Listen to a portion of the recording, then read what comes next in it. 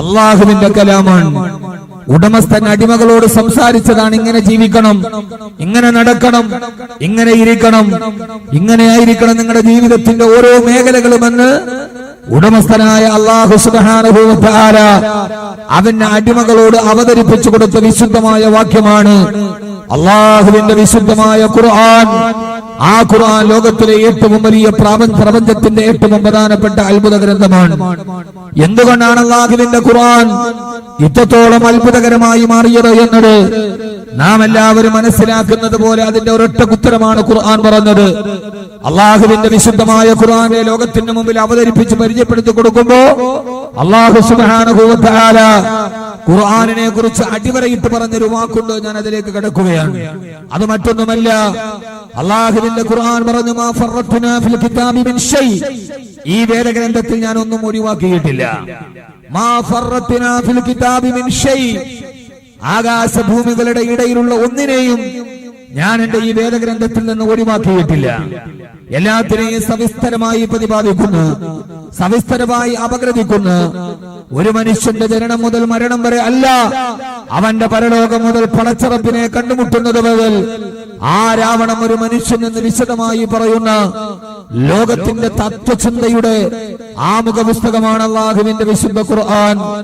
അല്ലാഹു സുബ്ഹാനഹു വ തആല പറഞ്ഞു, മാ ഫറത്നാ ഫിൽ കിതാബി മിൻ ഷൈ, ഈ വേദഗ്രന്ഥത്തിൽ ഞാൻ ഒന്നിനെയും ഒഴിവാക്കിയിട്ടില്ല എന്ന് പറഞ്ഞാൽ സാധാരണയായി നമ്മൾ എല്ലാവരും പറയാറുണ്ട്, ഖുർആൻ ശാസ്ത്രം പറഞ്ഞിട്ടുണ്ട്, ആരോഗ്യശാസ്ത്രം, ജീവശാസ്ത്രം, ഭ്രൂണശാസ്ത്രം, ഭൗതിക ശാസ്ത്രം, ഭൗമശാസ്ത്രം, അസ്ട്രോണമി, ജോഗ്രഫി, ബയോളജി, ഹ്യൂമാനിറ്റി എന്നു വേണ്ട ലോകത്തിന്റെ ശാസ്ത്ര സംഹിതകളെയും മനുഷ്യത്വത്തെ പോലും പറഞ്ഞു കൊടുത്ത ആ ഖുർആൻ ഒന്നും ഒഴിവാക്കിയിട്ടില്ല. മാ ഫറത്നാ ഫിൽ കിതാബി മിൻ ഷൈ, ഞാനൊന്നും ഒഴിവാക്കാതെ ആകാശത്തെ, ഭൂമിയെ, നക്ഷത്രങ്ങളെ, താരാപഥങ്ങളെ, നബൂലകളെ, ഗാലക്സികളെ, മണ്ണിനെ, വിണ്ണിനെ, നാൽക്കാലികളെ, ഇരുകാലികളെ, ഏകകോശ ജീവിയായ അമീബയടക്കമുള്ള ലോകത്തിന്റെ സൂക്ഷ്മാണുക്കളെയും പരമാണുക്കളെയും എന്നുവേണ്ട ആനയുടെ പേര് ഒരു സൂക്തത്തിന് തന്നെ നാമകരണം ചെയ്തു കൊടുത്തു അള്ളാഹുവിന്റെ വിശുദ്ധമായ ഖുർആൻ.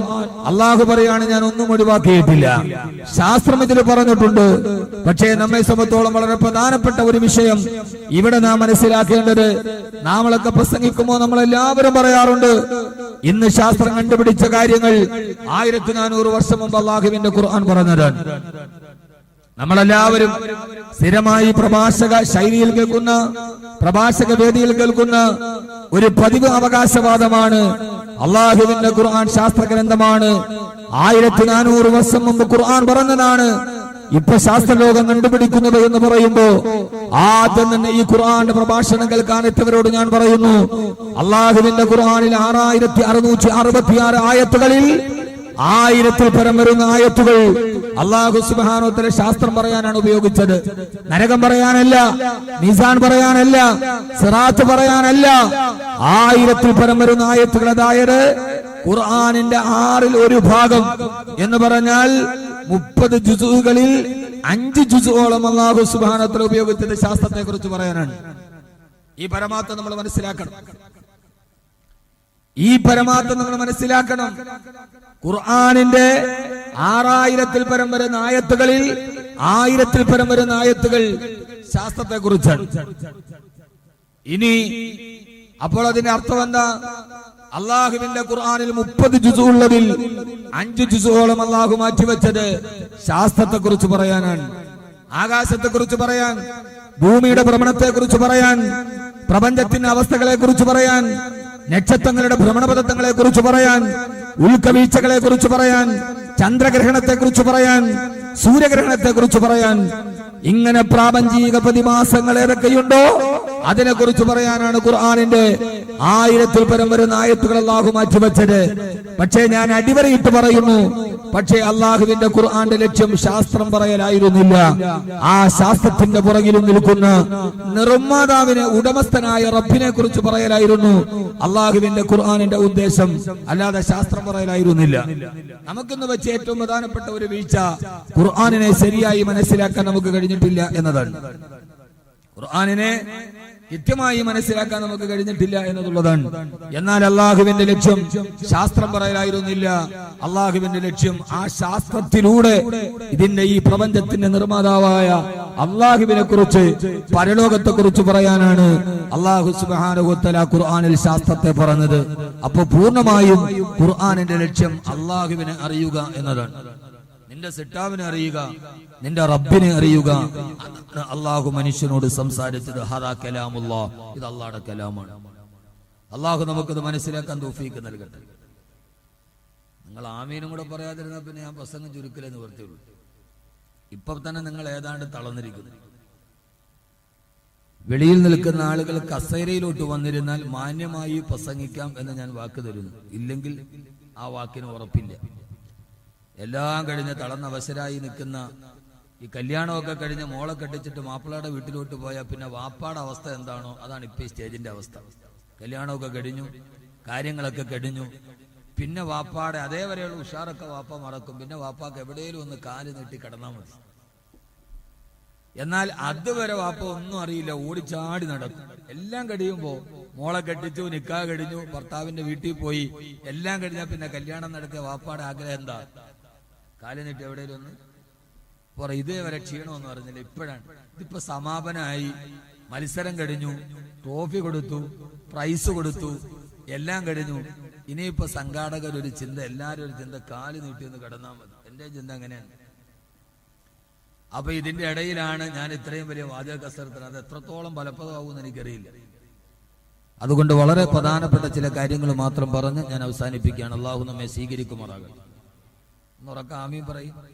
കുടിക്കാൻ കുറച്ച് ചൂടുവെള്ളമൊക്കെ ഉണ്ടെങ്കിൽ തന്നാ കൊള്ളാം.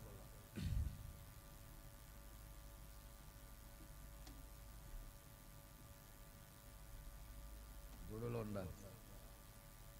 കല്യാണത്തിന്, ഈ പറഞ്ഞ കല്യാണത്തിന് വൈകി വന്നൊരു ക്ഷണിതാവാണ് ഞാൻ. കല്യാണത്തിന്റെ പ്രധാന പരിപാടിയൊക്കെ കഴിഞ്ഞ് പിന്നെ വൈകി വന്നാല് എല്ലാ വിഭവം ഉണ്ടാവില്ല, ഉള്ളതിൽ കുറച്ചൊക്കെ കൊണ്ട് അഡ്ജസ്റ്റ് ചെയ്തേ പറ്റും. അള്ളാഹു ഈ സംഘാടകന്റെ പരിശ്രമത്തെ അള്ളാഹു വിജയിക്കുമാറാകട്ടെ. ഞാനൊരു ഖുർആന്റെ സദസ്സായതുകൊണ്ടാണ് ഈ പരിപാടി ഞാൻ ഏക്കാൻ തന്നെ കാരണം അതിനോടുള്ള എൻ്റെ ഒരു താല്പര്യം കൊണ്ടാണ്. പണ്ട് മുതലേ ഖുർആനുമായി ബന്ധപ്പെട്ട വിഷയത്തിൽ അതീവ താല്പര്യം കാണിക്കുന്ന ഒരാളാണ്.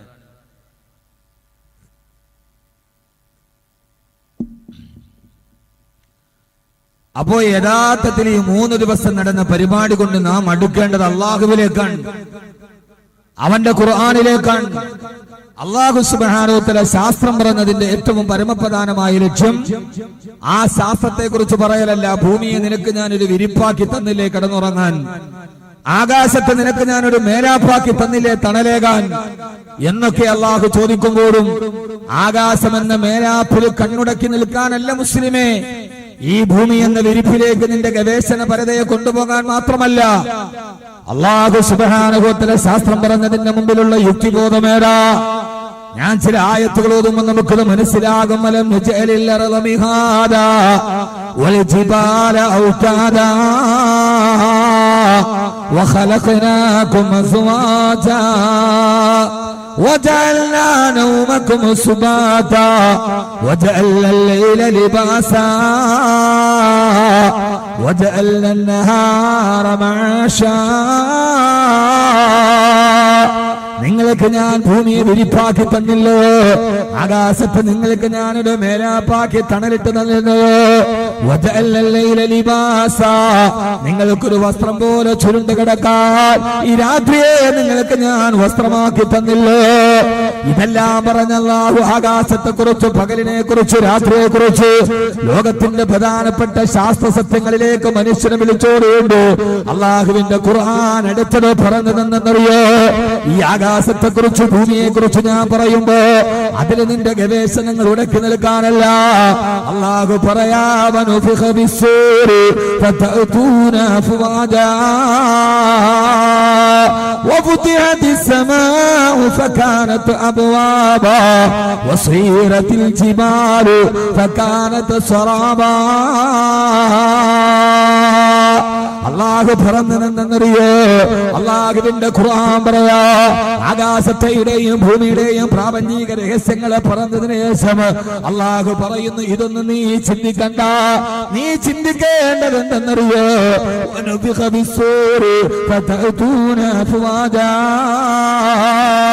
സൂറന്ന കാകളത്തിൽ ഇസ്രാഫീൽ ഊതുമ്പോ കൂട്ടം കൂട്ടമായി പടച്ചറപ്പിന്റെ മുമ്പിലേക്ക് നിന്നെ ഹാജരാക്കപ്പെടാൻ സമയമാകുമ്പോ അള്ളാഹു പറയാ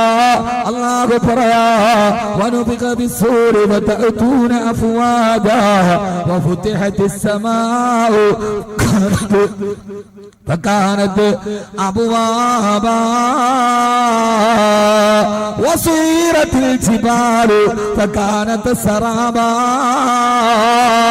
നേരത്തെ നിന്നോട് ഞാൻ ഗവേഷണം ചെയ്യാൻ പറഞ്ഞ പർവ്വതത്തെ തകർത്ത് ധരിപ്പണമാക്കി, ആകാശത്തെ തകർത്ത് ധരിപ്പണമാക്കി.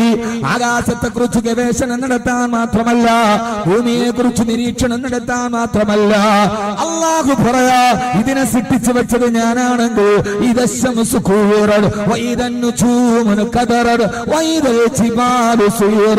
ഇതിനെയെല്ലാം തകർത്ത് ധരിപ്പണമാക്കിയിട്ട് ആകാശമില്ലാത്ത, ഭൂമിയില്ലാത്ത, നക്ഷത്രമില്ലാത്ത, വൃക്ഷങ്ങളില്ലാത്ത, തരുക്കളില്ലാത്ത, താരകമില്ലാത്ത ഒരു ലോകത്തെ സൃഷ്ടിക്കുന്ന എന്റെ തമ്പുരാനുണ്ടല്ലോ.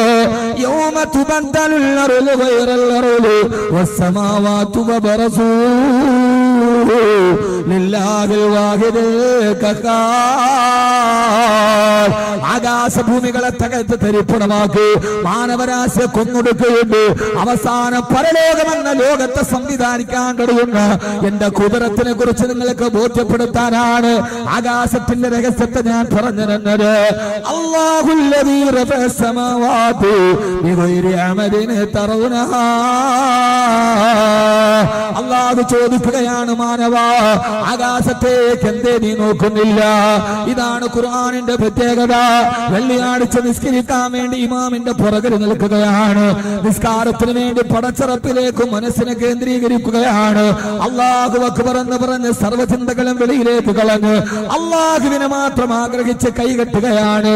വെള്ളിയാഴ്ചക്ക് വായിപ്പള്ളിയിലെ ഇമാം സൂറത്തുൽ ഫാത്തിഹ ഓതിയിട്ട് ആദ്യത്തെ റക്അത്തിൽ ഓതുന്നതെന്താ? നിസ്കാരത്തിൽ സുജൂദിലേക്ക് നോക്കണം, അല്ലാഹു അല്ലാത്തതിനെ ചിന്തിക്കരുതെന്ന് പറഞ്ഞ ഖുർആൻ ഇമാം ഓതുകയാണ്. ഫലാ യൻളുറൂന ഇലൽ ഇബിലി കൈഫ ഖുലിഖത് വഇലസ് സമാഇ കൈഫ റുഫിഅത് വഇലൽ ജിബാലി കൈഫ നുസിബത്. കൈകെട്ടി നിൽക്കുന്ന മനുഷ്യ, അഫലാ യൻളുറൂന, എന്തേ നീ നോക്കുന്നില്ല? ഇലസ് സമാഇ കൈഫ റുഫിഅത്, ആകാശത്തെ എങ്ങനെയാണ് ഉയർത്തപ്പെട്ടതെന്ന് നീ നോക്കാത്തതെന്താ? യഥാർത്ഥത്തിൽ നോക്കാൻ പാടില്ല, സുജൂദിന്റെ സ്ഥലത്തേക്കാണ് നോക്കേണ്ടത്. ആ സമയത്തും ആകാശത്തേക്ക് നോക്കാത്തതെന്ന്, ഒട്ടത്തെ കുറിച്ച് ചിന്തിക്കാത്തതെന്ന്, ഭൂമിയെ കുറിച്ച് ഗവേഷണം നടക്കാത്തതെന്ന് അള്ളാഹുവിന്റെ ഖുർആൻ അടിക്കടി ചോദിക്കുമ്പോ അള്ളാഹു പറയുന്നു, ഞാനിത് ചിന്തിക്കാൻ വേണ്ടി മാത്രമല്ല, ഇതിനെല്ലാം തകർത്ത് ധരിപ്പണമാക്കിയിട്ട് പരലോകം സൃഷ്ടിക്കാൻ എന്റെ റബ്ബിനെ കഴിയുമെന്ന്. അല്ലാഹുല്ലദീ റഫഅ സമാവാതി ബിഗൈരി അമദിൻ തറൗനഹാ. ഒരു തൂണ് പോലുമില്ലാതെ ആകാശത്തെ ഉയർത്തിയിരിക്കുന്നവരാരാ? ഇത് അള്ളാഹു പറയുന്നത് എന്തിനാണ്? ഖുർആൻ ഒരു തൂണ് പോലുമില്ലാതെ ആകാശമെന്ന പ്രതിശാലമായ ലോകത്തെ താങ്ങി നിർത്താൻ കഴിയുന്നവന് നാളെ കോടാനുകോടി ജനങ്ങളെ നിരത്തുന്ന പരലോകം സൃഷ്ടിക്കാൻ ഈ യാതൊരുവിധ ബന്ധപ്പാടുമില്ലെന്ന് ഓർമ്മിപ്പിക്കാനാണ് അള്ളാഹുവിന്റെ ഖുർആൻ ആകാശത്തെ കുറിച്ച് പറഞ്ഞു തന്നത്, നക്ഷത്രത്തെ കുറിച്ച് പറഞ്ഞു തന്നത്. ഇതിലൂടെ നിങ്ങൾ അല്ലാഹുവിനെ അറിയണേ, അവനിലേക്ക് നിങ്ങൾ അടുക്കണേ, അവനിലേക്ക് നിങ്ങൾ അല്ലാഹുവിനെ കുറിച്ച് മനസ്സിലാക്കി അല്ലാഹുവിലേക്ക് ഇർജിഊ ഇലല്ലാഹ്, നിങ്ങൾ അല്ലാഹുവിലേക്ക് അടുക്കാൻ വേണ്ടിയാണ് ഈ ഖുർആനിനെ ഞാൻ അവതരിപ്പിച്ചതെന്ന് അല്ലാഹുവിന്റെ വിശുദ്ധ ഖുർആൻ. അല്ലാഹു നമുക്ക് തൗഫീഖ് നൽകി അനുഗ്രഹിക്കുമാറാകട്ടെ. അള്ളാഹു നമുക്ക് തൗഫീഖ് നൽകി അനുഗ്രഹിക്കുമാറാകട്ടെ. അള്ളാഹുവിന്റെ ഖുർആൻ ഒരു അത്ഭുതമാണ്. ആദരവായ പ്രവാചകൻ നബി മുഹമ്മദ് മുസ്തഫ, നമ്മുടെ നബിദിനമൊക്കെ അവസാനിച്ചു. ആദരവായ പ്രവാചകൻ നബി മുഹമ്മദ് മുസ്തഫ സല്ലല്ലാഹു അലൈഹി വസല്ലം, അള്ളാഹുവിന്റെ പ്രവാചകൻ ലോകത്തിന് നൽകിയ ഏറ്റവും വലിയ റബീഉൽ അവ്വലിന്റെ സംഭാവന തന്നെ വിശുദ്ധ ഖുർആൻ. ഹബീബായ നബി മുഹമ്മദ് മുസ്തഫ സലാത്ത് ഫാനൊന്നും ഇല്ലേ? ഫാൻ അതിന് മുകളിൽ വെക്കും.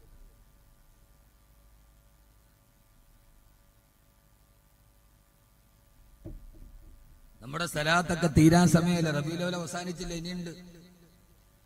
നമ്മളൊരു ആണ്ടറുതിക്ക് മാത്രം സലാത്ത് ചൊല്ലുന്നവരായി മാറരുത്. റബീഉൽ അവ്വൽ 12 നടക്കുന്ന നബിദിന റാലിയിൽ മാത്രം നമ്മുടെ സ്നേഹം വടിഞ്ഞൊടുക്കുന്നവരാവരുത്. എപ്പോഴും അള്ളാഹുവിന്റെ റസൂൽ നബി മുഹമ്മദ് മുസ്തഫ സല്ലല്ലാഹു അലൈഹി വസല്ലം പറയാതിരിക്കാൻ തരമില്ല. നബിദിനാഘോഷവുമായി ബന്ധപ്പെട്ട് ചില നബിദിന റാലികളൊക്കെ അതിന്റെ മാന്യതയുടെ അതിർവരമ്പുകൾ കടക്കുന്നു എന്നത് കേരളത്തിന്റെ മുസ്ലിമീങ്ങളുടെ ഇടയിലെ വളരെ പ്രധാനപ്പെട്ട ഒരു അവസ്ഥയായി മാറിക്കഴിഞ്ഞിട്ടുണ്ട്.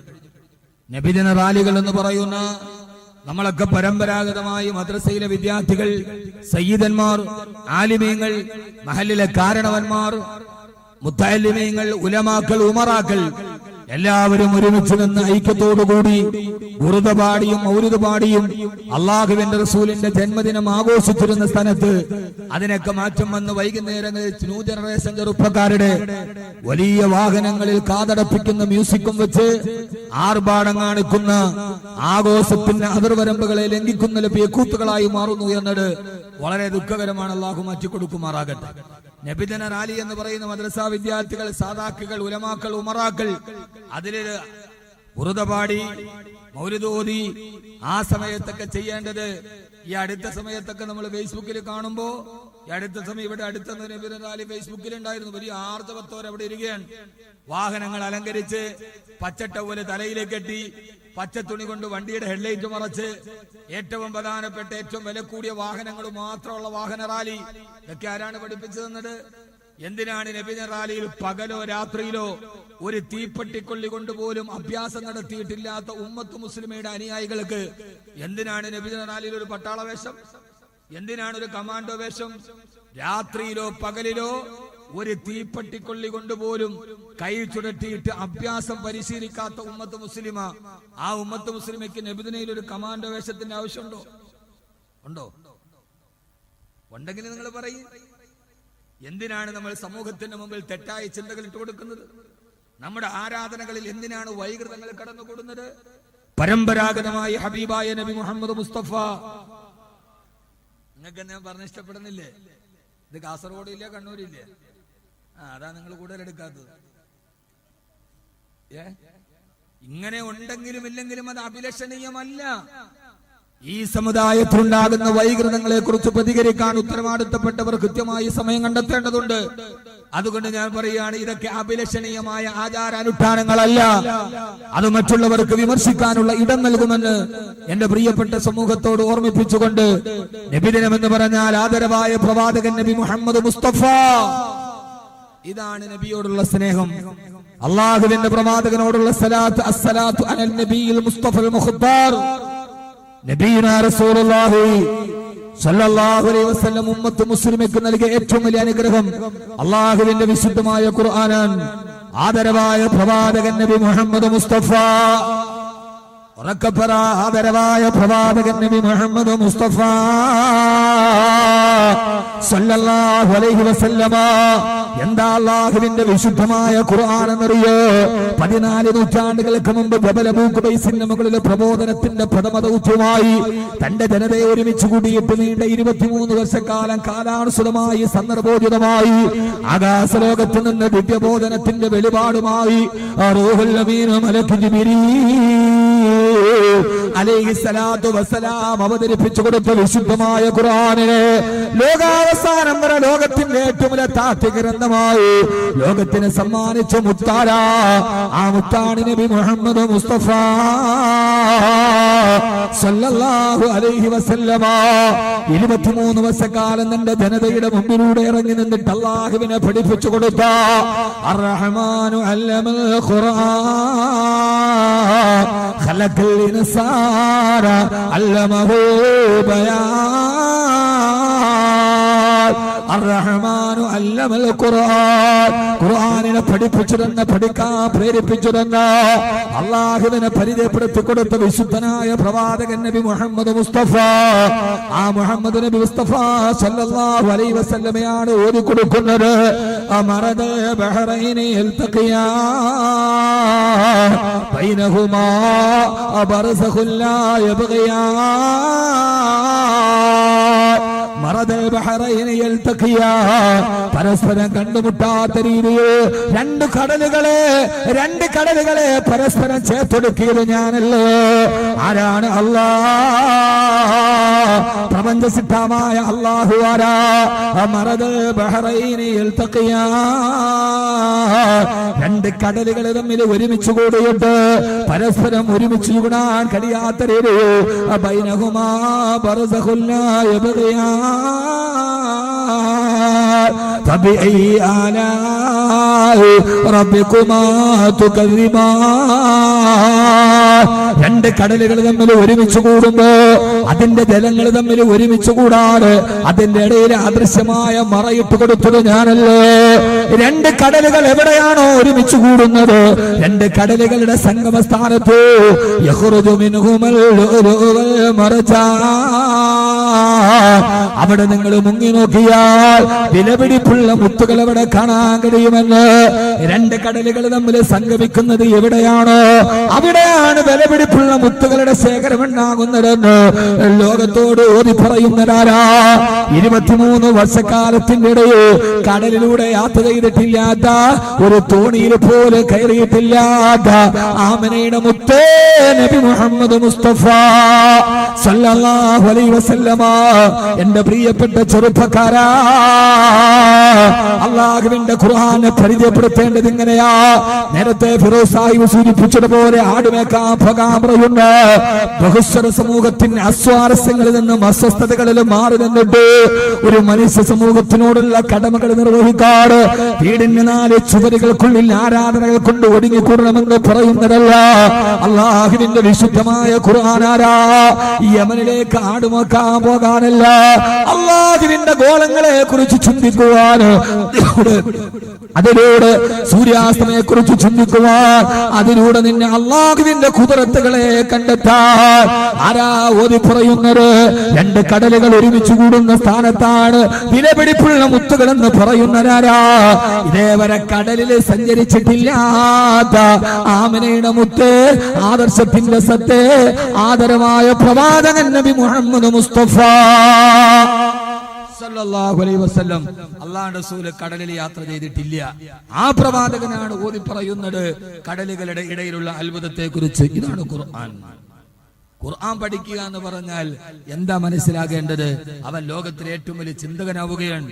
ഇവിടെ ഈ ഖുർആൻ പഠിച്ച ഹാഫിളുകൾ അവര് പ്രൈസ് വാങ്ങിച്ചു പോകുമ്പോൾ നിങ്ങളൊക്കെ കരുതുക ഖുർആൻ പഠിക്കാന്ന് പറഞ്ഞാൽ കോഴി ഇറക്കണം മുരിയാരാവുക എന്നാണ്.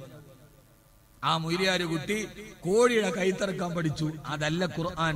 ഖുർആൻ എന്ന് പറഞ്ഞാൽ പരമാണു മുതൽ പരലോകം വരെ, ആറ്റം മുതൽ ആഖിറം വരെ നീ എന്താവണം, നീ എങ്ങനെ ജീവിക്കണം, ഏത് രീതിയിൽ പോകണമെന്ന് പറഞ്ഞ വിശുദ്ധ ഖുർആൻ. അള്ളാഹു നമുക്ക് തൗഫീഖ് നൽകി അനുഗ്രഹിക്കുമാറാകട്ടെ. അള്ളാഹു നമുക്ക് തൗഫീഖ് നൽകി അനുഗ്രഹിക്കുമാറാകട്ടെ. യഥാർത്ഥത്തിൽ എന്റെ സഹോദരങ്ങളെ, ലോകത്ത് ഖുർആൻ പറയാത്തതൊന്നുമില്ല.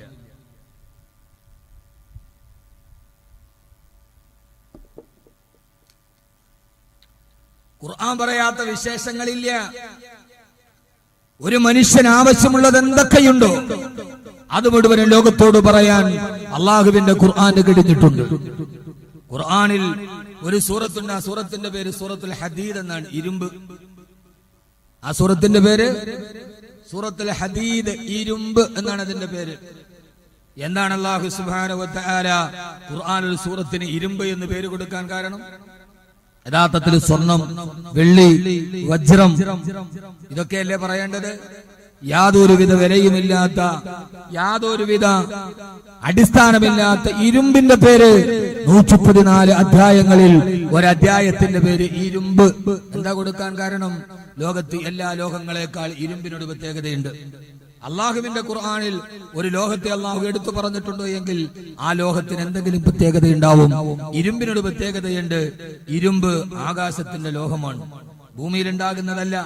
ബാക്കി എല്ലാ ലോഹങ്ങളും ഇരുമ്പൊക്കെ ഭൂമിയിൽ നിന്ന് കുഴിച്ചെടുക്കുന്നുവെങ്കിലും അതിന്റെ പ്രഭവ കേന്ദ്രം സൗരോർജത്തിന്റെ 5 ഇരട്ടി ഊർജ്ജമുണ്ടെങ്കിൽ ഇരുമ്പുണ്ടാക്കാൻ പറ്റൂ. ഭൂമി ഭൗമോർജ്ജം കൊണ്ട് പറ്റില്ല, സൗരോർജ്ജം ഉണ്ടാകണം.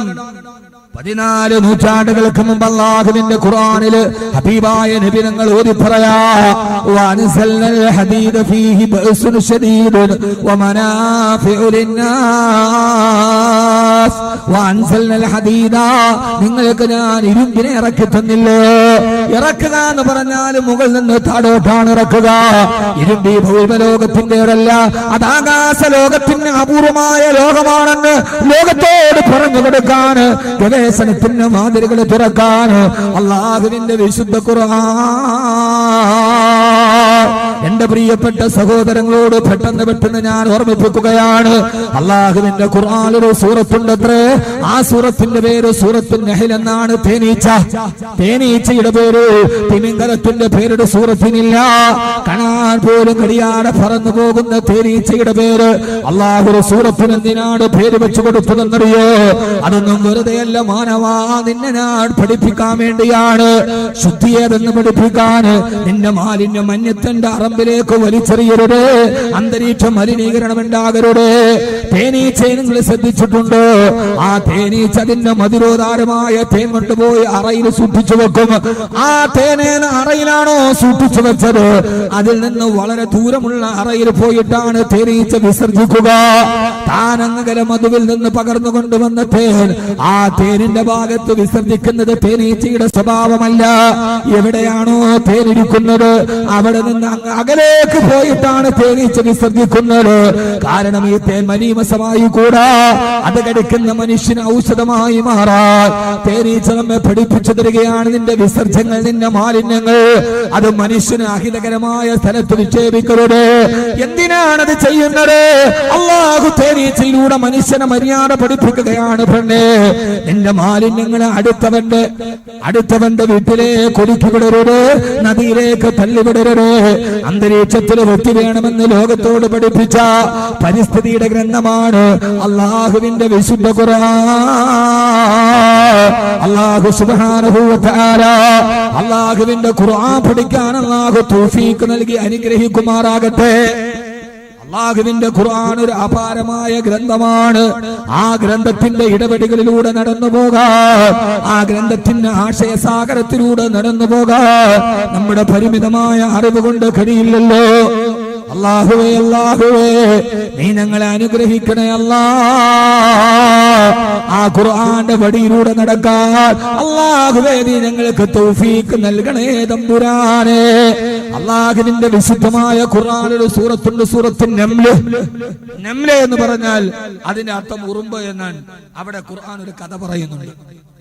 നമ്മൾ സാധാരണ കഥ ഇഷ്ടപ്പെടുന്നവരാണല്ലോ. ഇത്രയും നേരം ഖുർആനൊക്കെ കേട്ടിട്ട് ഞാൻ നിങ്ങൾക്കൊരു ചെറിയ കഥ പറഞ്ഞുതരാം. പറഞ്ഞുതരട്ടെ?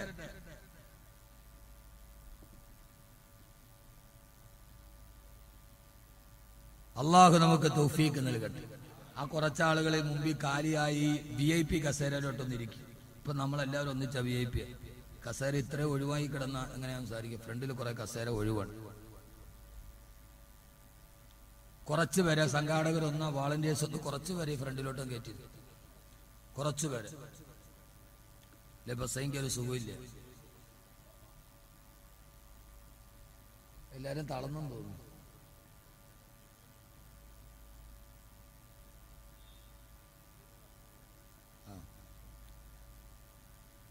അവിടെ ഉള്ള കസേരയൊക്കെ ഒന്ന് ഫുള്ളാക്കിയിരുന്നു. എന്നിട്ട് ആ വെളിയിലിരിക്കുന്നവർ അകത്തോട്ട് കയറിയാൽ കുറച്ചേരം ബസ്സായിരിക്കും.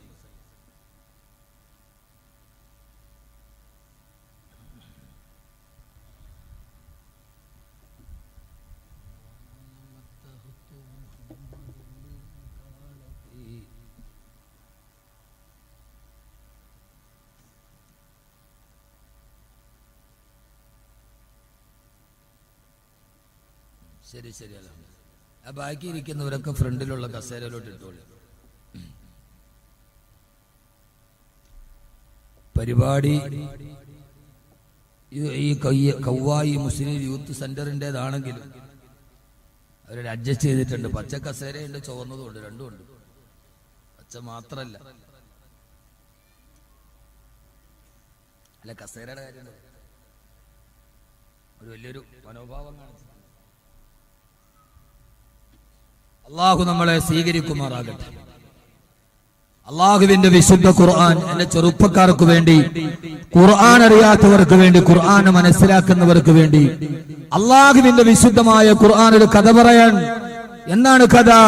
ലോകം അടക്കി ഭരിച്ച ചക്രവർത്തി ബഹുമാനപ്പെട്ട നബിയുല്ലാഹി സുലൈമാൻ അലൈഹിസ്സലാത്തു വസ്സലാമിന്റെ കൊട്ടാരത്തിൽ നടന്ന ഒരു കഥ. അള്ളാഹു എന്തിനാ കഥ പറയാ? സാധാരണ സീരിയലുകാരൻ കഥ പറയണ മാതിരിയല്ല. എന്തിനാണ് അല്ലാഹു കഥ പറയുന്നത്? ലഖദ് കാന ഫീ ഖസസിഹിം ഇബ്റത്തുൻ ലിഉലിൽ അൽബാബ്. അല്ലാഹുവിന്റെ ഖുർആൻ കഥ പറഞ്ഞാൽ ആ കഥയിൽ ചിന്തിക്കുന്നവർക്ക് ഗുണപാഠമുണ്ട്. അല്ലാഹു നമ്മളെ ചിന്തിക്കുന്നവരാക്കട്ടെ. ആമീൻ പറ. ഖുർആൻ കേട്ടാ ചിന്തിക്കണം. നമുക്ക് ചിന്തിക്കാൻ പറ്റുന്നില്ല. എന്തുകൊണ്ട്? അതിന്റെ കാരണം ഞാൻ അവസാനം പറയാം. ഈ കഥ കേട്ടിട്ട് നിങ്ങൾ ചിന്തിക്കുക. ബഹുമാനപ്പെട്ട നബിയുല്ലാഹി സുലൈമാൻ അലൈഹിസ്സലാത്തു വസ്സലാമിന് ഒരു മരംകുത്തി ഉണ്ടായിരുന്നു. ഹുദ്ഹുദ് എന്നാണ് എന്റെ പേര്. എന്റെ പേര് ഹുദ്ഹുദ്. ലോകം അടക്കി ഭരിച്ച പ്രവാചകനാണ് നബിയുല്ലാഹി സുലൈമാൻ അലൈഹിസ്സലാത്തു വസ്സലാം.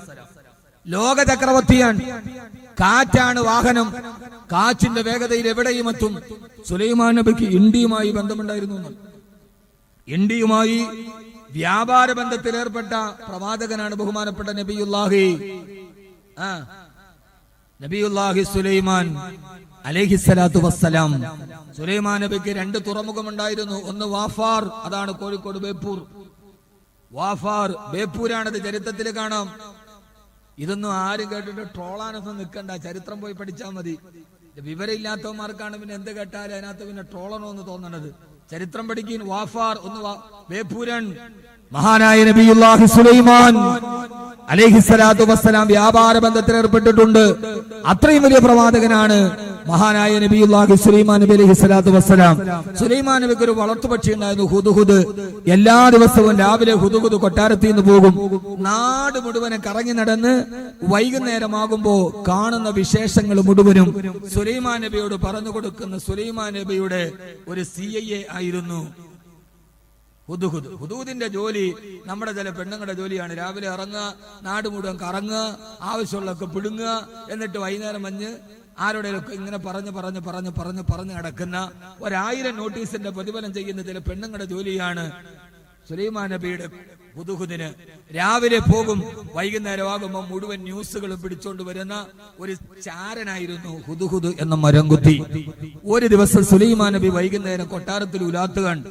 ആ സമയത്ത് സാധാരണ മരംകൊത്തി തിരിച്ചു വരേണ്ടതാണ്. കണ്ടില്ല, താമസിച്ചു. വാർത്ത അറിയാനുള്ള ഒരു ജിജ്ഞാസ ഉണ്ടാവൂലോ നമുക്ക്, ഇല്ലേ? ഏതൊരു കാര്യവും നമുക്ക് അറിയാനുള്ള ഒരു ആഗ്രഹം ഉണ്ടെങ്കിൽ അതിന്റെ പരിണിത ഫലം ലാസ്റ്റ് എന്താണ് എന്നറിയാൻ ഒരു ജിജ്ഞാസ നമുക്ക് ഉണ്ടാവൂലോ? ഉണ്ടാവൂല. ബ്ലാസ്റ്റേഴ്സ് ആണോ ജയിച്ചത്, അതല്ല കൊൽക്കട്ടയാണോ എന്ന് അറിഞ്ഞിട്ടാണ് കൂട്ടുകാർ ഇങ്ങോട്ട് വന്നത്. ഇതിപ്പോ എന്താ ഒരറിയാനുള്ള ഒരു ജിജ്ഞാസ നമുക്ക് ഉണ്ടായിരുന്നല്ലോ. ഏതായാലും ഇപ്പൊ തോറ്റാലും ജയിച്ചാലും റാഫി ഗോളടിച്ചു എന്നുള്ളത് നമുക്ക് സന്തോഷിക്കാനൊരു വകയുണ്ട് താനും. ഞാൻ ഹുബ്ബ് റസൂൽ റാഫിക്ക് വേണ്ടി ദുആ ചെയ്തു. ഏതായാലും ഗോള് ഫൈനലൊരെണ്ണം വീണ്. അള്ളാഹു നമ്മുടെ ചെറുപ്പക്കാർക്കൊക്കെ നല്ല ഭാവി അള്ളാഹു കൊടുത്ത് അനുഗ്രഹിക്കട്ടെ. അപ്പോ എന്താ ഞാൻ പറഞ്ഞു വന്നേ? ഇപ്പൊ സദസ്സ് എന്റെ വഴിക്ക് വന്നു. ഇതൊന്ന് വരണമെങ്കിൽ വലിയ പാടാ. ഇത്രയും കഴിഞ്ഞ ഒരു സദസ്സിനെ എന്റെ വഴിക്ക് കൊണ്ടുവരണമെങ്കിൽ വലിയ പാടാണിത്.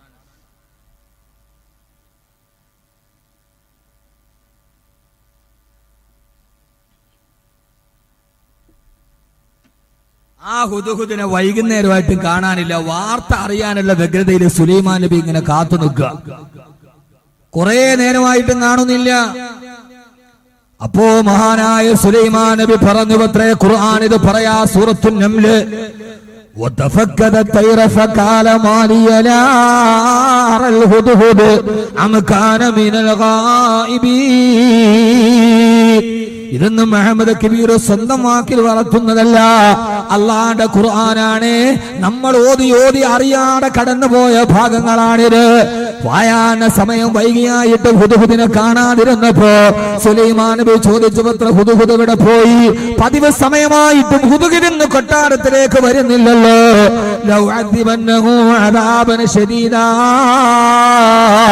ഔ ലഅദ്ബഹന്നഹു ഔ ലയതിയനി ബിസുൽത്താനി മുബീൻ.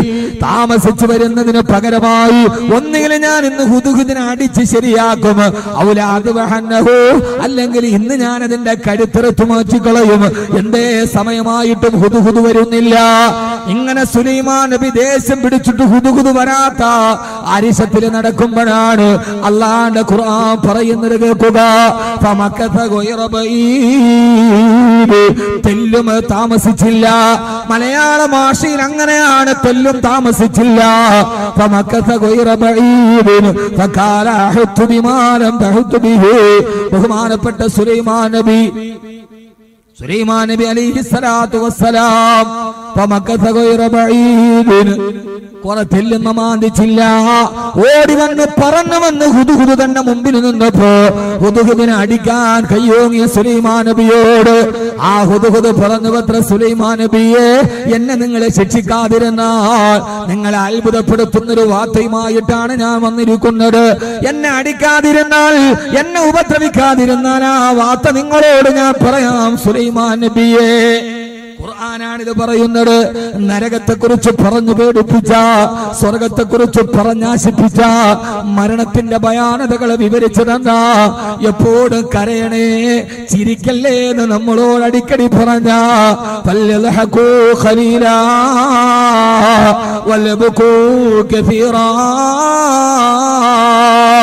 നിങ്ങൾ നന്നായിട്ട് കരയണേ കരയണേ കരയണേ എന്ന് കണ്ണുനീരിന്റെ പ്രാധാന്യം പറഞ്ഞ അതേ ഖുർആനാണ് നമ്മളോട് സംഭവം പറയുന്നത്. സുലൈമാൻ നബിയെ, ഞാൻ നിങ്ങൾക്കൊരു ചൂടുവാർത്ത പറഞ്ഞു തരാം.